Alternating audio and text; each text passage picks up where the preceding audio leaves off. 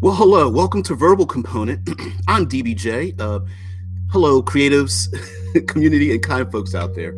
Sorry, a little confused. This is Verbal Component. These are short little snippets, little videos that I want to do to round out what it is we do here at RPG with DBJ. Normally, we go Monday through Friday on a demi-daily deep dive. It usually lasts an hour or more as we go deep into various subjects, each day having a different theme, whether it's Monster Monday, Tips and Tricks Tuesdays, etc. But on these verbal components, we just take one little thing, one little snippet, make it short and sweet, and hopefully this will enrich your day. So today's verbal component is, how do we shut down spellcasters in Dungeons and Dragons 5th edition? Well, the easiest way to consider this is the third pillar of gaming. And I am your self-appointed third pillars. I've taken the role. I am the dictator. I am the one to be unseated when it comes to using the third pillar of gaming, which is the environment. And we're going to use that in our methods to come up with ways to shut down any and all and most spellcasters in your game. Now, why is it that we need to figure out how to shut them down? It's kind of a negative thing to say.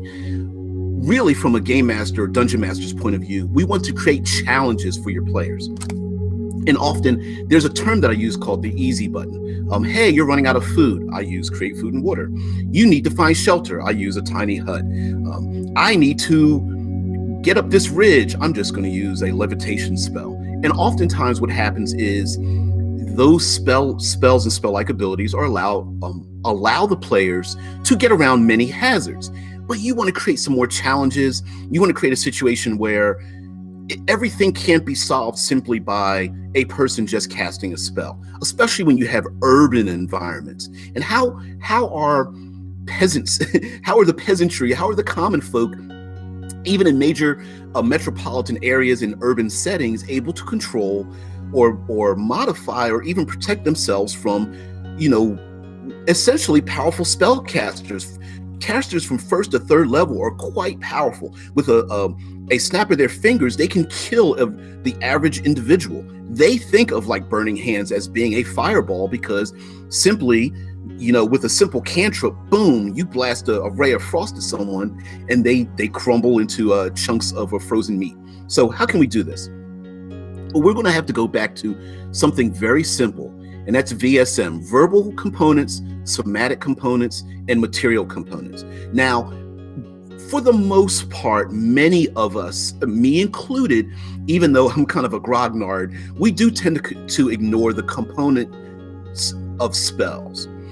Unless you're someone like an arcanist or an alchemist where we know you're using chemicals, we tend to ignore those things. So, of course, having material components be affected is one thing. Making specific material components rare, having guardians such as dogs or even mystical type creatures be able to sniff out specific material components, whether it's like bat guano or sulfur or something, or having people go through your belongings. Now, of course, that can be a little bit odd because many spells have such varied components that it's very difficult for you to police them in many ways, right?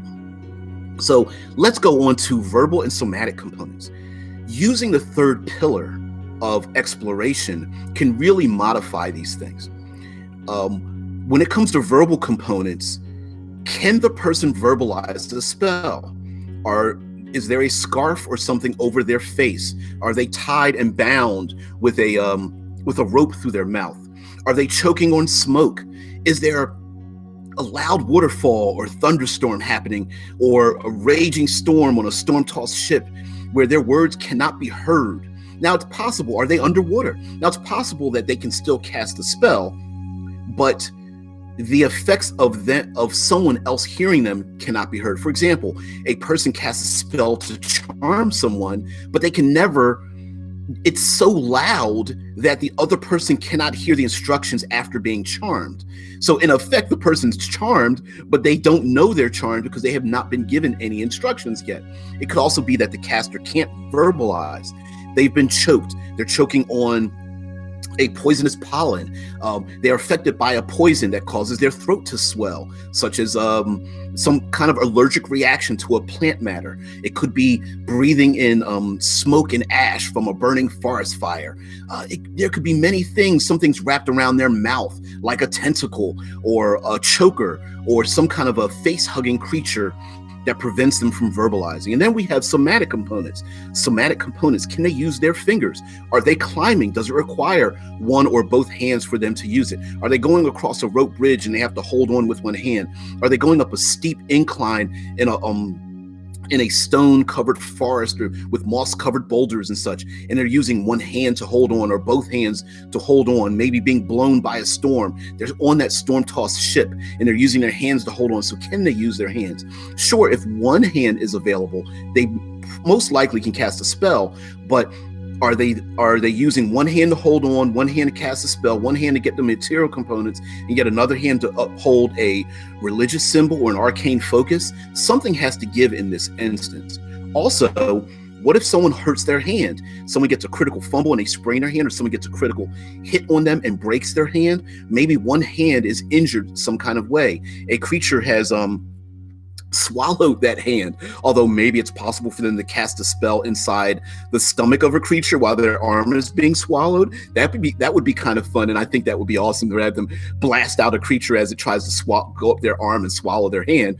But that being the case, can they use their hands in all of these things? Now those situations that come up, whether it's verbally or somatic or material, can come up in various levels of pressure for your game. So for example, is this going to be a far more gritty, does your setting have a far more gritty element where magic is very rare and involves a matter of players having to go across many obstacles to cast spells? Or is magic pretty random and pretty open, and only in rare situations, only in the biggest cities, only in the rare situations are their hands frozen and from frostbite, or burned from grabbing something that was burning or something, or crushed by a hammer because they were captured by a drow and they wanted to show them something, show them some kind of punishment. So you have to decide for yourself and talk amongst your players, how much of a limitation is this? I'm going to end this with another limitation. Sight lines. Some spells are only able to be focused on people that you can see, targets you can see, whether they're enemies or friends. There are some healing spells that say you can heal yourself and 3 others that you can see. So if someone's in darkness, fog, blizzards, torrential rain, thick foliage in a jungle, some place where they're unable to see each other. Maybe they're going through serpentine, rough tunnels in the Underdark, and down in the Underlands, they can hear their allies behind them and ahead of them, but they can't see them. Certain spells are limited by those things or those people that you can target. And so casting a spell that blasts something, for example, like a magic missile, if it requires you to see your target and those enemies are hiding behind castle walls, it cannot hit them. Maybe when they poke their head up or poke their eye through a murder hole, boom, they get blasted through the eye, right? But if only you can hear their voices, that's not being able to see them. So that is another limitation on spell use. And of course, there are many creatures that maybe they're underwater and something creates an inky blackness when the giant squid jets away. And although the spellcaster thinks they can save everyone, they can't see everyone. Also, a spellcaster that is blinded, whether they are blinded by a mystical effect, a blindfold over their face, a tentacle goes across their eyes, some particulates in the air, whether they're blinded by dust or smoke or in a sandstorm or what have you, are also many effects, as well as being underwater and not being able to see things above, or maybe there's murky water in a swamp, and when their allies gets pulled down by a giant crocodile or a big tentacle and gets pulled down into some murky depths, and they can't see their ally to give them a bless or guidance or some other kind of spell effect that would help them out. So that is also a limitation as well. So anyway, I just want to bring up some things, especially about using that third pillar of exploration, which is my baby. Me as your self-appointed third pillarist, any and always, you should be following my advice because I'm always correct. No, that is not correct. I'm being silly because I've made myself the self-appointed third pillars because I want all of you to unseat me from my lofty position of power. So it is your job to use the third pillar of exploration to make me look foolish, to unseat my power, to overtake my political necessity to overtake the role-playing community. But if you don't want to do that, here's what you can do. Find fuel to go after me and everything that I say by joining me in our Facebook group at Critical Hit Publishing, or hell, just subscribing to my channel at RPG with DBJ, or just watching my videos or sharing them or anything like that.